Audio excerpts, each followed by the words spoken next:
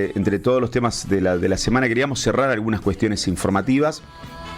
La decisión de la Sociedad de Cirugía de Salta, que realizó un comunicado diciendo que dejaban de prestar servicios a afiliados del IPS.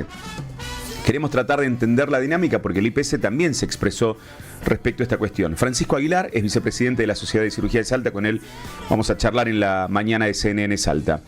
Doctor Aguilar, buen día. José Corbacho desde la mañana de CNN. Hola José, buen día y equipo, ¿cómo andan? Muy bien, gracias por atendernos. Tanto tiempo. Aclaro algo, sí. Breve aclaración antes de empezar. A ver. Yo no soy el vicepresidente, yo soy vocal. Vocal. Integrante de la comisión. Aguirre es el integrante de la comisión directiva. Ahí está, integrante de la comisión directiva de la Sociedad de Cirugía. Primero, ¿a qué se debió la decisión tomada por la sociedad respecto a los afiliados del IP con la obra social? No es que ustedes van en contra de los afiliados, sino una decisión tomada con la obra social. Exacto. Te explico brevemente porque no quiero hacer largo, el tema es muy largo, ¿no? Y viene de muchos años, muchos años, incluso antes de esta gestión del IPS, ¿no? No es contra el IPS, es contra un sistema esto. Nosotros los médicos no nos gusta hacer estas cosas, a nosotros nos gusta trabajar de médicos, y en este caso, como somos cirujanos, nos gusta operar, entendemos de eso, de conflictos de este tipo no entendemos, no nos gusta, nos pone en una situación muy incómoda, porque nos pone en una situación muy incómoda a nuestros pacientes. Sí. Nosotros nos debemos a nuestros pacientes, y esto no es un discurso, ¿eh? Es una realidad. Yo hace 27 años que hago cirugía, y yo me debo a mis pacientes, pero, obviamente, uno vive de la medicina y tiene que vivir de la medicina. No podemos vivir del aire, claramente, eso lo sabe todo el mundo. Entonces, entrar en un conflicto con el IPS, o podría haber sido otra obra social, no es algo que nosotros busquemos, no nos gusta para nada. Queremos buscar una solución. Esto viene de hace muchísimos años, pero te voy a dar si se quiere, una primicia. A ver. Hay un acercamiento al IPS, hay te diría, un diálogo abierto. Estamos esperando que nos llamen, pero sí hay una comunicación por parte de los directivos del IPS para buscar una solución. Probablemente la solución no sea todos los problemas que planteamos nosotros, que son demoras en los pagos, expulsión de un socio, valores muy bajos, desactualizados y demás, que aclaro, no vienen solamente de esta gestión, viene de hace muchos años esto. Esto es un problema que arrastramos de hace muchos años. Entonces, no es que nosotros tomamos una decisión apresurada o alocada, no, esto viene de hace muchos años que queremos mejorar nuestra situación con el IPS. Que se haya dado como te decía José, sí. Jani. Sí, te quería preguntar que se haya dado la intervención en el IPS en este último mes y medio. ¿Crees que puede ser una pauta buena para adelante? Porque acabas de mencionar un diálogo abierto y eso me da la pauta de que quizá anteriormente no había tanto diálogo. Sí, eso es verdad, no había tanto diálogo, eso es cierto, pero había, pero muy poco, es cierto. Con la intervención hubo más diálogo y hubo, te diría, un acercamiento bastante bueno. Después, por otros motivos, eso se quebró. Hay muchas cosas, es muy largo el tema, ¿no? Es realmente largo y complicado para explicarlo así tan rápido, pero lo bueno, que lo vemos como algo positivo, es que el IPS nos vamos a acercar partes para hablar, lo cual es bueno porque hay intención por parte de ellos de solucionar por lo menos parte de los problemas, que para los cirujanos es muy importante porque nosotros vivimos del IPS y para el IPS y para nuestros pacientes, ¿no? Claro. O sea, nosotros trabajamos con el IPS, todos los cirujanos trabajan con el IPS y tenemos muchísimos pacientes del IPS que van al consultorio a buscar una soluciones quirúrgicas. Y ustedes saben muy bien que pueden ser patologías simples o pueden ser patologías muy graves. Claro. Y nosotros tenemos que darle solución a eso porque estamos dando la cara con el paciente, ¿no? O sea que es muy importante esto, que se haya abierto esta puerta de diálogo. Esto es muy importante. Creemos que podemos solucionar. Que proponen ustedes o las modificaciones que proponen ustedes, me imagino también, sobre todo en cuanto a tiempos de pagos? Claro. Bueno, hay un contrato que habla de 30 días, que eso sabemos nosotros, no estamos exigiendo 30 días porque es imposible, técnicamente es imposible, pero por lo menos que eso no se extienda más allá de 60 días.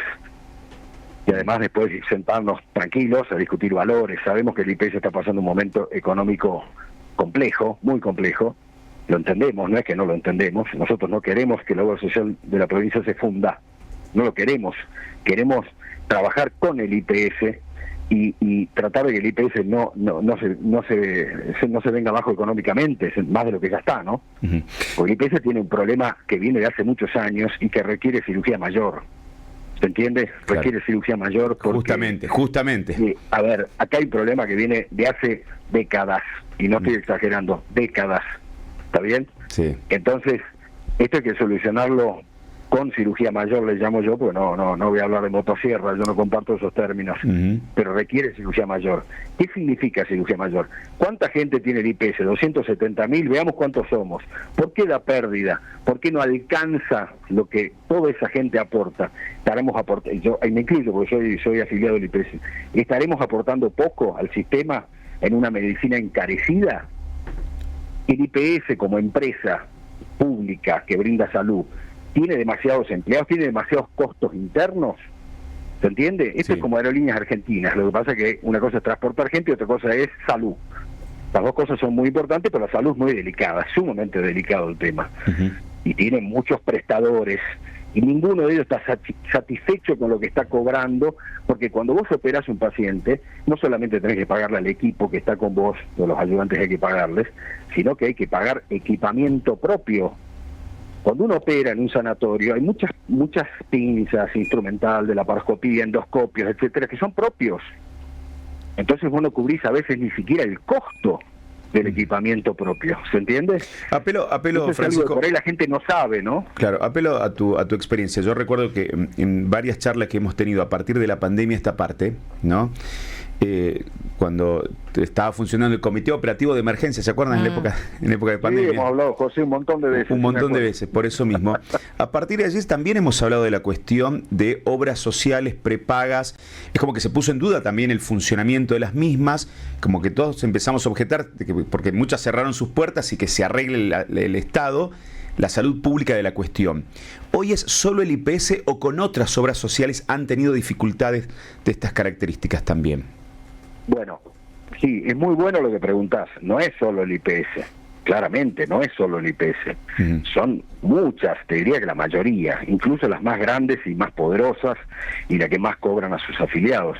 Obviamente, pero eso uno lo sabe que es un tira y afloje permanente con todas, de negociar con todas. Lo sabemos, lo que pasa es que el IPS es la más grande, sí, y la obra social de nuestra provincia. Entonces, vos, si estás sentado en el consultorio y ves 10 pacientes, 5 son del IPS, y el resto son de otras obras sociales. Y esos pacientes requieren una solución tuya. Está bien, por ahí el paciente elige ir a otro médico, y el otro médico tiene que dar una solución también. Y son pacientes que están sentados con un problema grave que vos sabés cómo resolverlo, pero tenés que, como es la parte privada, obviamente uno tiene que no perder, ¿se entiende, no? Sí. Si yo le hago una endoscopía bronquial a un paciente, por el valor que pagan las obras sociales, no voy a decir solo el IPS, porque son todas, ¿no? Yo no cubro el costo del aparato, porque el aparato es propio. Son equipos que salen muy caros, y no cubrís el costo del aparato. No estoy hablando de honorarios, no te alcanza para honorarios. Y así hay un montón de prácticas que tienen equipamiento que compra el médico con mucho esfuerzo y que hay que aplicarlos en distintas prácticas. Por ahí si operás una hernia de ombligo no tenés costos, ¿se entiende? Porque no usás aparatos complejos. Claro. Pero en muchas cirugías grandes que sí hacemos todas las semanas, usás equipamiento propio, que es caro. Uh-huh. ¿Y cómo haces justo te escuchaba y digo, ¿qué solución hay pensando en que...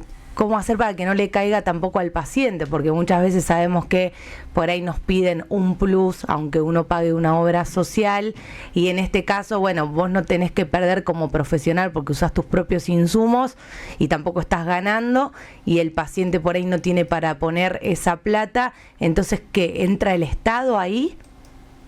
Bueno, lo que tocaste un tema súper delicado, pero súper interesante para hablar.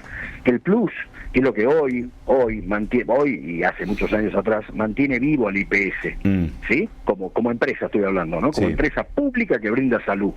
Porque si no, los médicos, por el valor IPS, la mayoría, sobre todo los más grandes, no vamos a operar, porque es tan bajo que si el paciente no te paga el plus, no lo podés operar, sobre todo cirugías grandes. La cirugía chica, el plus es muy chico, o a veces decís yo no le cobro nada, pues sabes que el paciente no puede, ¿está bien? Sí. O lo traes al hospital y sobrecargas el sistema público. Claro. Que lo hacemos mucho, ¿no? Y muchos médicos traemos pacientes al hospital. Porque tener IPS significa tener un trabajo, pero no significa tener posibilidades de pagar un plus. Y los médicos lo sabemos, esa realidad. El paciente que no puede pagarlo realmente y que necesita operarse en la parte privada porque no tenemos cama disponible y demás, y el médico no le cobra plus en ese caso. Y pasa. Y yo lo hago muchas veces a eso. Hay pacientes que realmente no pueden y bueno, y el plus es una decisión bilateral entre el paciente y el médico. Y el monto también. El monto es... ojo con el plus, pues es algo que es muy interesante para sentarse a hablar, porque es una cosa libre. El paciente va buscando el médico que él quiere, que sepa, por referencias, por derivación de otro colega, que le puede resolver el problema. Y está en el médico decirle cuánto puede y lo hablas libremente, ¿no? Libremente. Claro. Y el paciente te lo dice con toda sinceridad, porque si tiene sinceridad para que uno lo opere, imagínense para hablar de estos temas. Claro, totalmente. Hablan literalmente en el consultorio, ¿no? Claro.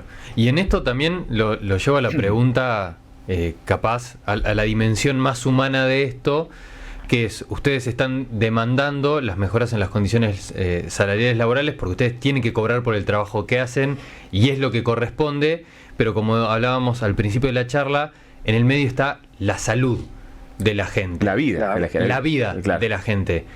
¿Cómo son esas conversaciones capaz que tienen entre colegas, incluso de la dimensión ética del no llegar a fin de mes, de no me alcanza lo que cobro, pero tampoco puedo dejar tirada a la persona que es afiliada de esta obra social, porque a fin de cuentas no es culpa del paciente tampoco el problema económico que atraviesa la institución? Totalmente. Agustín, ¿no? Sí. Sí, nos llevaría una mañana entera hablar de eso. Porque cuando vos estás sentado a un paciente que tiene un cáncer y el paciente no tiene plata, ¿qué hace el médico? No te preocupes, me pagás como puedas, si podés, y lo operás.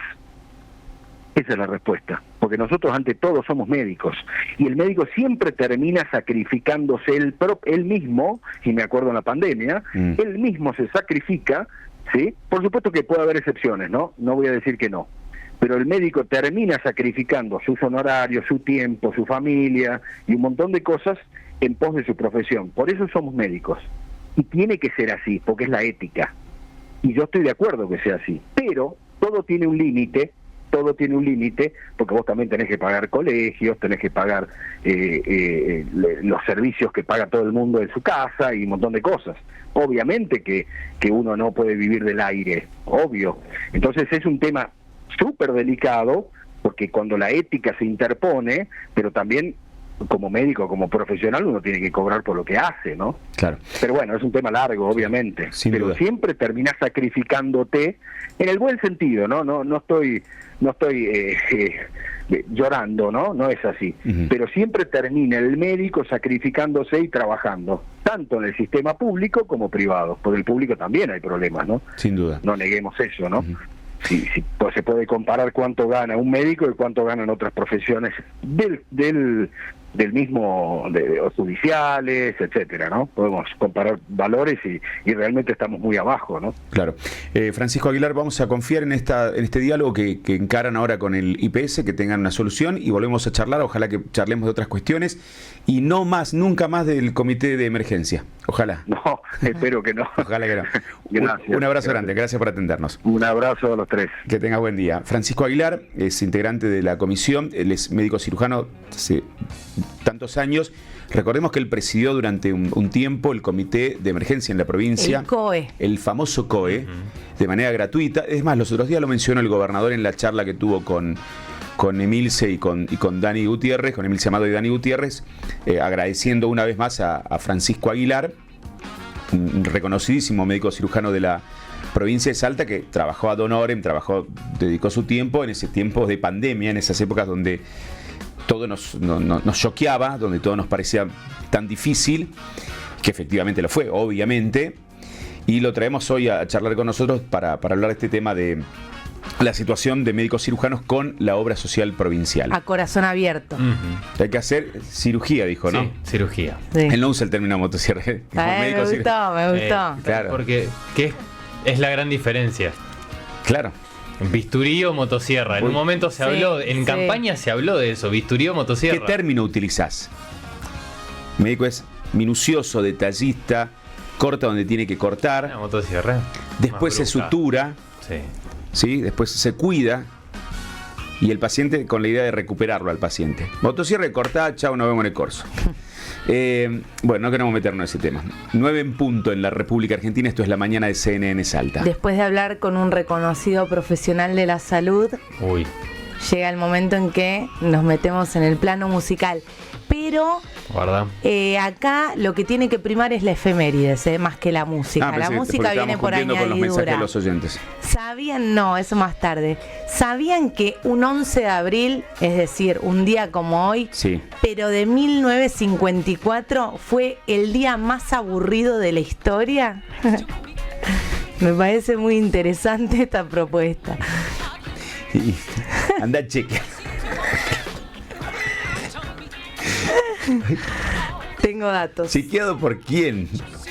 Así lo determinaron en base a un estudio realizado con los acontecimientos del día, científicos de la Universidad de Cambridge.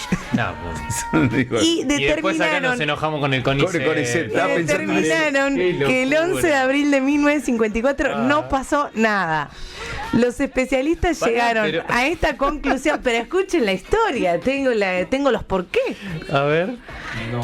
Los especialistas llegaron a esta conclusión mediante un algoritmo. Ahora todos hablan de algoritmo, pero mira, en el que se